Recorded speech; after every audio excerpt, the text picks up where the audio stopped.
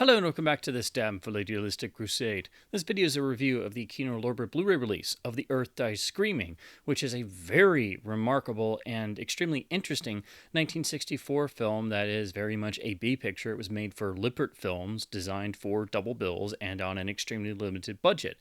It also has a runtime of only 62 minutes, so this is very much a product of a certain packaging deal, and as soon as you say Lippert films, any film fans or cinephiles will know exactly the type of film to expect.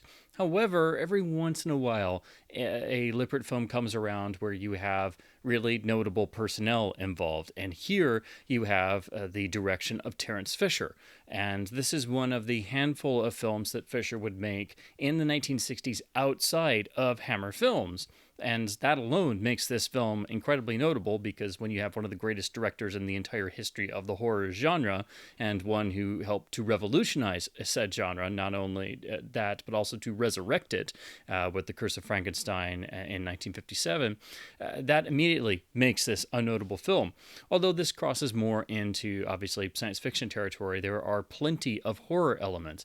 And in spite of it being a Lippert film designed for a double bill package and produced on an extremely limited budget without any major stars, and again, only running 62 minutes, in spite of all this stuff, this is a remarkable film simply due to how well directed it is. So this is another example of why Terence Fisher was a genius, and you can simply look at this film with all of these constraints that were placed on it and a very quick shooting schedule. And it's so well directed, and the performances are so well crafted and relayed on screen that it's quite remarkable. Of course, the film has inherent hokiness. Any sort of science fiction film designed for a double bill that's very 1950s in feeling, but coming out in 1964, let alone a Lippert production, it's going to have some inherent hokiness to it, and nothing is going to overcome that. Particularly when you have an outside invasion force that is revealed to be, obviously people walking around in not the most convincing outfits, shall we say. Like Fisher's later film, Outside Hammer, that I've reviewed on this channel, which is Island of Terror, which I have here, this is very much a sort of holdover. It's a 1950s science fiction film, but made in Britain in the 1960s and designed to be part of a package or a double bill for an outside company.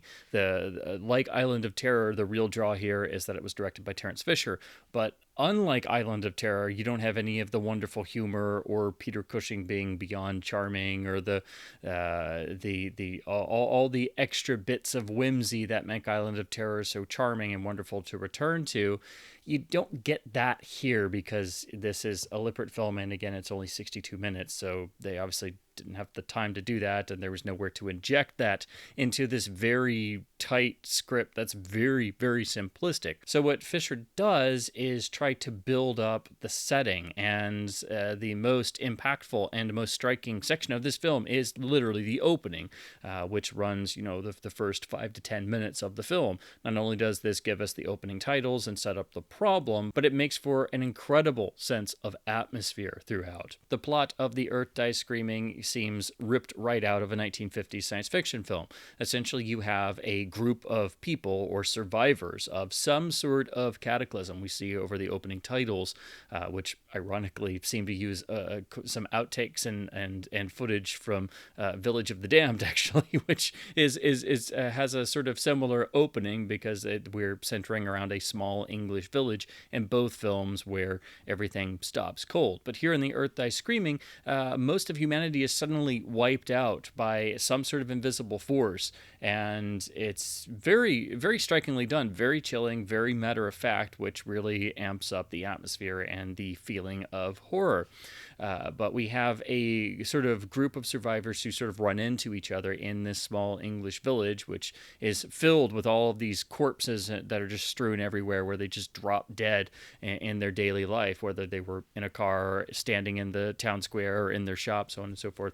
And it is quickly realized that these survivors all manage to escape said calamity, which is eventually revealed to be some sort of toxic gas that has been released by an invading alien force. We don't know any of this at the start, which is why the opening sort of 10 minutes is really the best section, because it very much feels there are total vibes of the Last Man on Earth, which was also ironically released in 1964, starring Vincent Price as a quasi sort of Lippert production as well. And that, of course, was adapted from Richard Matheson's famous I Am Legend novel. So we have our sort of lead character played by Willard Parker, who, of course, is the American in this film. Just like every British film of the 50s and 60s, they felt the need to have some sort of semi-American name, the biggest they could afford, which obviously for this film wasn't a big star, obviously, because they didn't have a super huge budget, but they were at least able to get Willard Parker, who was primarily known for being a Western actor. But he wanders into this town. He is the American pilot working with the RAF and was in the air at the time, and suddenly lands and doesn't know what's going on. And over the opening 5 to 10 minutes, there's almost no dialogue, and we see him going through the town and just reacting to things and seeing bodies just everywhere. And any genre film fan will immediately think of Vincent Price doing the same thing in the city in The Last Man on Earth, which was shot and released in the same year, and also, of course, is black and white, just like The Earth Dies Screaming. This is an incredibly atmospheric opening, and it is beefed up again by the usage of footage from Village of the Damned. So if you think the opening footage of car crashes and plane crashes looks a little bit familiar, that would be the reason why, because it's literally just taking it from outtakes of Village of the Damned. But it's a very striking opening, and this lets you know that there is a master director in the chair sitting behind the camera trying to punch up this material as much as possible. After this sequence, we sort of get our group of characters together in the former hotel, and rather amusingly, they're just trying to piece back together some semblance of humanity. Interestingly, we do have a little bit of some different types of characters. There's a young newlywed couple who, of course, also the young wife is pregnant. So, of course, there are many complications that ensue. And just because we have to have the sort of token antagonist, the other fellow that happens along is played by Dennis Price, who is wonderfully nasty and just sort of disagreeable for seemingly no reason. And, as soon as you realize it's Dennis Price who shows up, sort of what character this is going to be and what the archetype this character is filling. So it very quickly becomes a sort of holdover 1950s science fiction film. But again, that opening sequence is the most striking and the best part of the film, because after that point, it becomes a relatively routine affair, and because there's only 62 minutes to play with, you're not going to get a whole lot of extra plot developments and things. However, that's not to say that there are not further plot developments, because our group of survivors is suddenly confronted with two of the supposed dead people just literally coming back to consciousness, and one of them is played by the always wonderful to see Thorley Walters, who of course was a great favorite of director Terence Fisher's and starred in a great many Fisher-directed Hammer films. So you have two major Hammer connections here, so it kind of makes this it's not a Hammer film, but it has two notable Hammer figures, so it's sort of adjunct Hammer in a way that you also get in Island of Terror. So I think the outside Hammer, Terence Fisher directed films in the 1960s are all really fascinating, but this one is probably the most obviously bare minimum in terms of the actual production quality and budget and runtime and everything. And again, you have to keep in mind this is a Lippert film, which of course means you kind of know exactly what you're going to get going into it.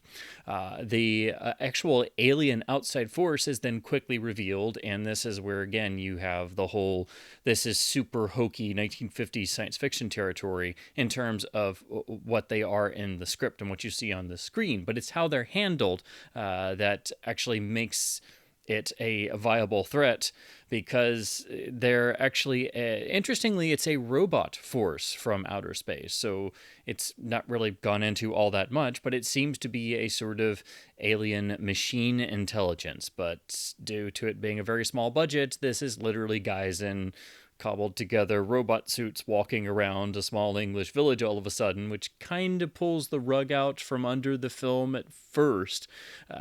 But because Fisher stages it as well as humanly possible with the production budget constraints and things, he also keeps their appearances to a minimum, and so when they do appear, they are staged to be as menacing as possible, and there's not a whole lot of detailed close-ups of the outfits because it's obviously being reused from past films, and the commentary does go into the sort of development of these costumes and where else you might see them appear. But they are very obviously sort of cobbled together. I guess they're impressive enough, but you don't want to get too close to them. It's more the idea of it being a sort of alien machine intelligence that wants to use the Earth for whatever the purpose may be. That's the more interesting side of things, because otherwise it's just, killer robots from outer space, and it's guys walking around in what look like tin cans. I have to say, for me, the design of the actual robot suits is interesting enough. It's almost like a cross between a super low-budget attempt to do a Robbie the Robot from Forbidden Planet mixed with the sort of tin can type robots you see in the classic Republic serial Undersea Kingdom, all both of which obviously were still a guy in a suit, and these more resemble the Undersea Kingdom style of guy in a tin robot suit. But at least somebody obviously took the time to try and design them well. And again, Terence Fisher does his absolute best to try and keep them menacing and keep them mostly unseen and stage them in such a way that once you get over the initial, oh god, it's guys in robot suits, where are we going with this? You can see how he's trying to maintain the menace and things. But again, with the further developments in this very short, compacted runtime, it again underlines how the opening sort of 5 to 10 minutes without any dialogue is the most effective part, because you're not seeing anything, but the atmosphere is so incredibly well done that it really sets the tone for the rest of the film. And thankfully, the film moves along so quickly that it never loses that audience goodwill that's gained in the first 10 minutes. But had anybody but Terence Fisher been directing this would have been completely forgettable. You can tell that you have a great director behind the camera, because with a script this simple and a runtime this short and a budget this minuscule, it really takes a great director to make something out of this. But surprisingly, it doesn't simply remain a sort of us versus guys in robot suits type scenario, as you might expect from a low-budget sort of holdover 50s science fiction film. Interestingly, there's another development when we actually see dead people being reanimated and essentially wandering around zombie-like under the control and performing the will of the sort of robot would-be conquerors. And this has led a lot of people and a lot of critics and historians, and I think rightfully so in some ways, to label this as a sort of precursor to Night of the Living Dead. And all you have to do is see any of these sequences where you have these extras and actors, doing, they obviously have a little bit of makeup and they do their eyes up a little bit, and otherwise they're just kind of staggering around. But you definitely get that feeling. And keep in mind, this is still 1964, and of course the same year as Last Man on Earth was released. So not only does this have definite echoes of Matheson's I Am Legend, but then you get that underlined with the sort of reanimated dead and the sort of proto-zombie effect. So it's unknown whether George Romero saw this, but seeing as he saw The Last Man on Earth, which was also tied to Lippert and released in the same year, it's quite possible that he also saw this film. But you can definitely get the sense that this is another sort of building block or precursor in the same vein that Matheson started on in writing I Am Legend. So this is very much a sort of sister film to Last Man on Earth in those ways, even though it's only sections of the film and there's other stuff going on in a very short runtime.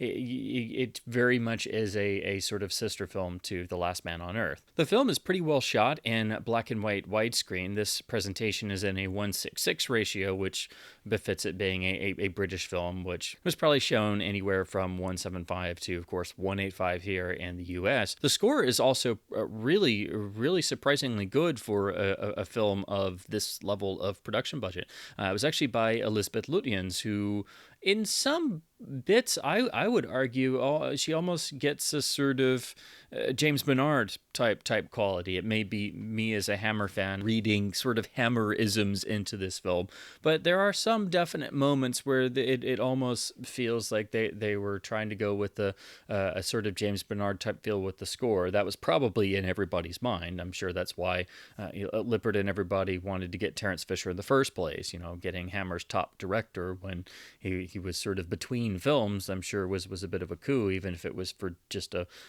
very, very small production. But again, there are several atypically above average elements to this little programmer film, and one of them is the score.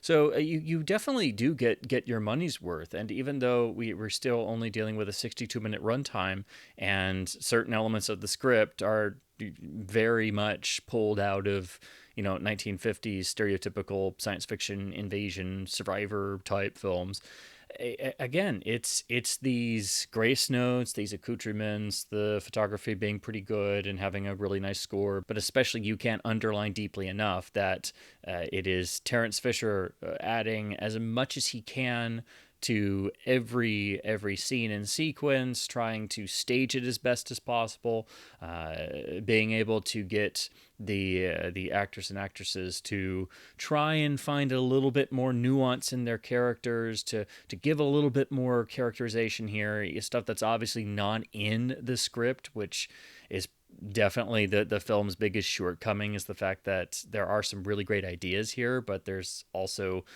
some elements that are not really explained, and it's so brief that towards the end it does start to feel almost a little bit choppy here and there. But that was stuff that they really couldn't overcome because that was just inherent to the script, it seems.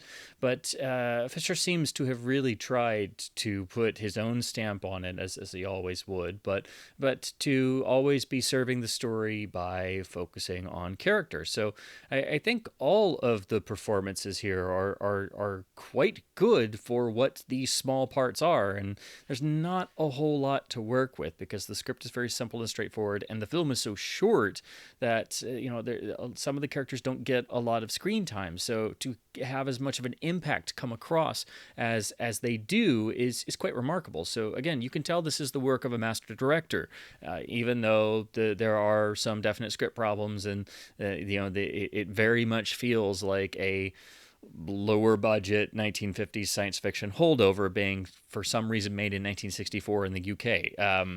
This is entirely still a programmer. It's not going to be able to overcome that, but it's the quality and care put into making it as good as humanly possible that really makes it stand up after all this time. And it's still a quite engrossing watch. And again, it's only 62 minutes, so it's very wonderful to come back to this. It does have some great energy. It has some great suspense moments because Terence Fisher was a brilliant director of suspense that he doesn't get the credit for. And I think this is really a sort of textbook example of what a really great director can do with just a tiny little programmer that doesn't have the greatest script in the world and has, a minuscule budget. But when you take something like this and you try to punch it into shape, you try to beef up what you can with the performances and try to stage it as best as you can to make the sequences as atmospheric and effective as possible, even when you've got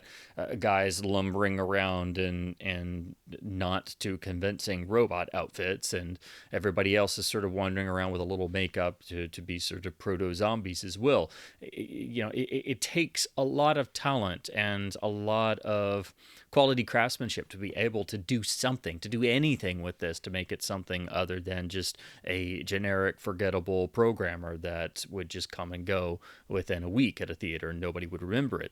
So the The Earth Dies Screaming is very effective in spite of its production limitations. It's a fascinating little film to study, especially for looking at the films that Terence Fisher did late in his career, and one of the only films that he did outside of Hammer after a certain point. So it's part of this really fascinating little group of films, particularly the three films that Fisher did at the end of his career, the only films he did outside of Hammer. So again, this makes perfect viewing with films like Island of Terror, but this is still obviously going to be a B feature. That's what it was designed for. It was designed to be double billed with the film because it basically runs an hour and 2 minutes. Now to talk about the transfer on this Kino release. This is obviously an older HD master, but it looks pretty solid. I watched this upscaled to 4K resolution on my OLED screen, and even doing that, it actually shaped up pretty well.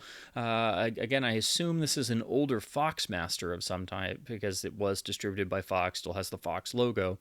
It is in the 1:6:6 ratio, which is commonly used for most British films of this time period, and I think the framing is quite excellent throughout. It does really help to make the small town that is used for the bulk of the film as effectively staged and as possible.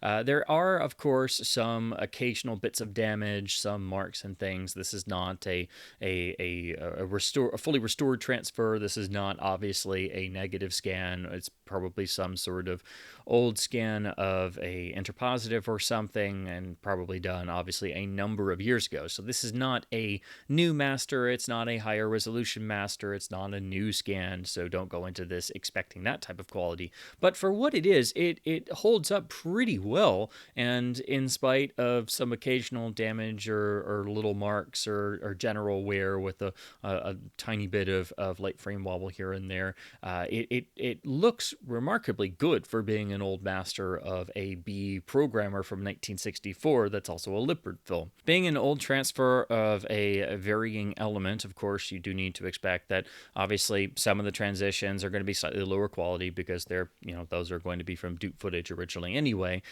So of course the transitions look a little lesser. The opening, as I mentioned before, is pretty much culled from outtakes and alternate takes of footage from Village of the Damned, so that's why it looks a little bit different, obviously, and remarkably familiar to something you swear you've seen before when you see this film for the first time. There is also a tiny little section for a very short amount of time, around the 28-minute mark, where it seems to drop to a section of slightly lower quality for about a few seconds to maybe a minute or so. But other than that, it's a remarkable and pretty solid, but obviously older Studio HD master. To talk about the audio quality, we have a lossless DTS HDMA master mono track, so the original mono mixes here. It seems to be transferred from the same source. There is still some hiss present. There hasn't been any super overzealous noise reduction, but of course I don't have any other version of this film to compare to. I've never actually gotten to see this film in its entirety before, so and it's not like it's had a ton of video releases before this point. I'm actually amazed it has a Blu-ray release in an original aspect ratio. That kind of astounds me for such an obscure little film. So the audio sounds good for what it is. There are some occasional spots where the dialogue is definitely a bit on the harsher side, so it leads me to suspect that perhaps they transferred an old optical track source, possibly even from the print source they were using. So it's obviously not the original audio element, and they did not scan the camera negative for doing this because this is an old master to begin with. So do expect some occasional harshness and a little bit of distortion in some of the loudest music passages. The music does sound quite good. The score sounds quite good. It's a mixture, I should say, as well, of orchestral and electronic music. So it is also a little bit ahead of its time there. And again, there are some moments and sort of flourishes that do feel like it's sort of following a tad, or at least trying to have some of that James Bernard at Hammer sound. But it's again, it's a really nice, surprisingly good score for a film of this level of production. So it's really great that it comes across well in this track. But do expect some harshness and distortion, some age-related wear, and it's obviously some sort of optical track source that they transferred. I did notice at times there was seemingly a little bit more noise in the background. Some of the sections of this track have background hiss, but it's also a bit scratchy sounding, is probably the best way I can describe it as. So I don't know if that was an attempt to try and perform some additional noise reduction, but it also could just be because the track source they were transferring, again, just was a bit worn or not an original source, and there were some generations away, obviously. So again, do expect that there is, you're going to hear some noise and stuff going on, but frankly, that's pretty much to be expected in a probably good number of years old catalog studio HD master of a very unknown, little regarded B programmer black and white horror film. Now to talk about the packaging and artwork, this is a Kino Lorber release, so they have given us one of the lovely original posters as the artwork, which looks quite nice on the Blu-ray case. Otherwise, it is their standard, very generic label design with their standard generic Kino Lorber disc label, and then the rear with their traditional layout. This being a 62-minute film, this is of course a single layer BD25, but it is, nicely encoded enough, so no issues there. In terms of supplemental features, this does actually pack quite a punch because we have an incredible Richard Harlan Smith commentary. So you wouldn't necessarily expect a commentary track for a 62-minute 1964 sci-fi horror film that was a B programmer that 90% of people have never heard of, but as he has done with many sort of overlooked or forgotten or only beloved in genre circles, horror and science fiction films, Richard Harlan Smith makes a really wonderful commentary track that not only gets into the nitty-gritty of the production of the film, but he talks about biographical information and background on Terence Fisher and various members of the cast and crew. So it's very much a crash course in all the information that's available about the making and production of this film and the sort of development and how it came to be, and how Terence Fisher kind of found himself making this film in between his more famous Hammer films at the end of his career. So it's a great essential listen. If you watch this film, you'll want to immediately jump into the commentary, and because it's only a 62-minute film, that means it's not only a quick listen, but it's also a bit more impressive because it's very difficult to make a very good commentary. It's even harder when it's a film where there's not a lot of information out there about it, and also a very obscure film. But to do a good commentary about a very obscure film with very little information that's also only 62 minutes, and you have to cram all this information into just over an hour, it makes the commentary even more impressive. So I highly recommend this just for the commentary alone, but I also think the film is really exceptional and interesting for all the reasons I've highlighted. But having the great commentary on here makes it an even more enticing purchase. We do also have some additional extras. It's listed as an animated image montage, but this is basically it runs for about 3.5 minutes, but it's a photo gallery with production stills and various posters and promotional pieces that's cut into a montage, essentially. So you get it in a 3.5 montage in video form instead of just having a regular photo gallery to step through. But Kino doesn't do a whole lot of any type of image galleries or anything like this. So when you do get one on a Kino release, it is a little bit more special than it would usually be because they just don't do it all the time. So that was nice to see, and it's not often that you see them cut into a little montage like that.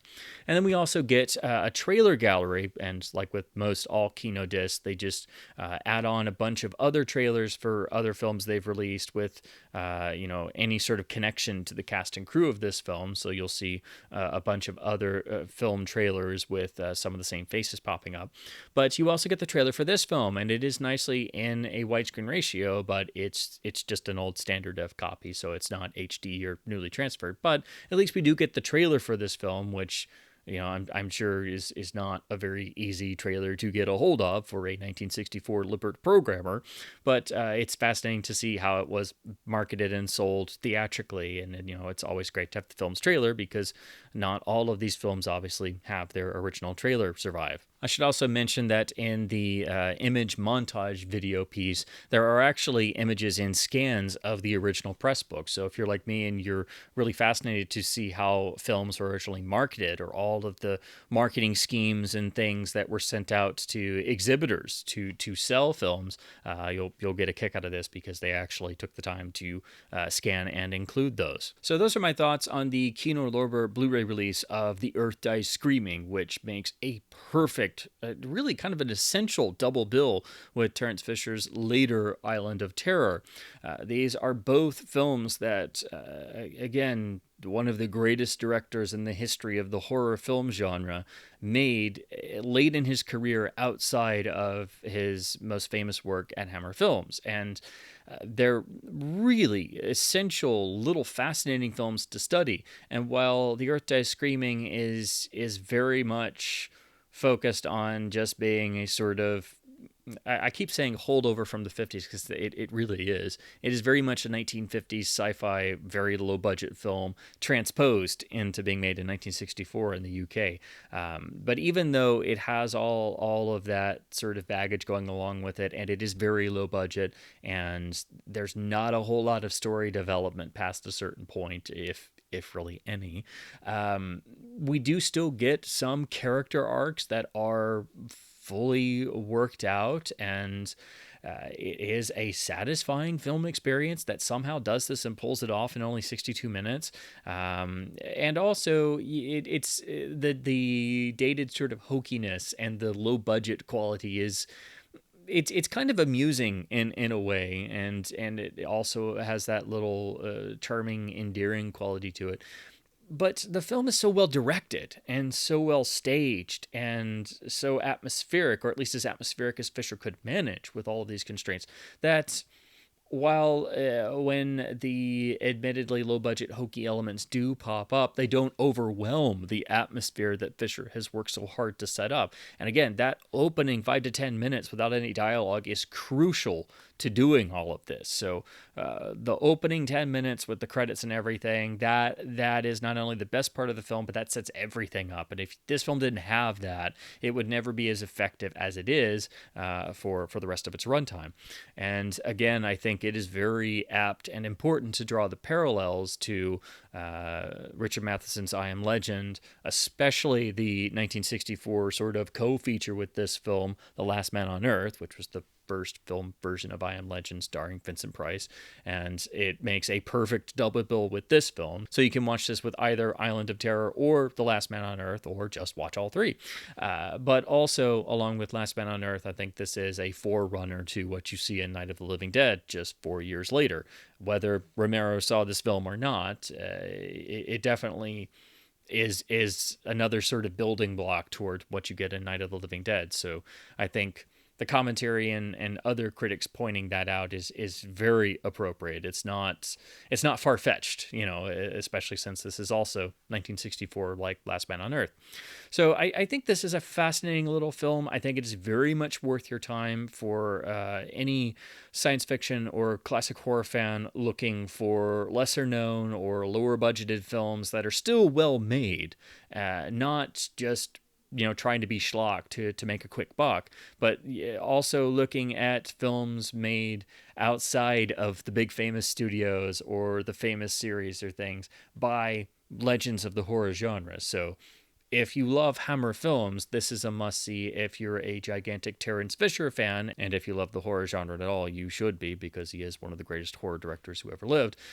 This is an absolute must. This is also a phenomenal film to see, even if you just love old 50s science fiction programmers. Here, you have a sort of holdover from that era made in the early to mid 1960s in Britain, but by the greatest director from Hammer. So there's a lot of interesting elements that really make this a very recommendable watch. It was never going to be able to overcome being made for Lippert and being only 62 minutes and having a tiny budget, but that's kind of besides the point. It's so effectively done and staged. It's made as well as it possibly could be, I think, with these constraints made at this time with this script and not being able to really change anything. So again, it is Terence Fisher's direction that really makes this film work. It's what makes it special, and it's what makes it actually still work all these years later. It's a fun film to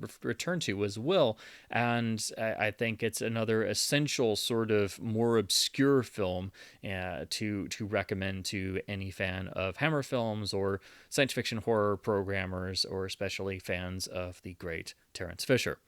So as always, I hope my thoughts and babblings on classic films, classic horror films, and science fiction, and of course physical media releases has been at least somewhat fun and informative. If you've seen Kino's release of The Earth Dies Screaming, I would love to hear your thoughts in the comments below. It would be great if this could maybe at some point in some way, shape, or form get a new scan or a more deluxe presentation and maybe a box set of Terence Fisher's non-Hammer films, but I know that's really getting more into diehard, crazy cinephile box set dreams, but you know, a cinephile can dream, right? But this is just a fascinating little film that's also frequently included in a lot of Kino's site sales. So having the wonderful commentary really makes it a more attractive purchase. So if you're looking for a title to pick up in one of their sales to hit that free shipping threshold, this is a great recommendation because it's the only really good version I know that exists on home video, and you get some nice extras, but especially a wonderful new commentary. So I think this is really a must-own, and the Kino release is really the only one of merit in physical media. So as always, please do keep supporting both studio and boutique labels by buying films on disc to help keep both physical media and film culture alive. And as always, thank you ever so much for watching.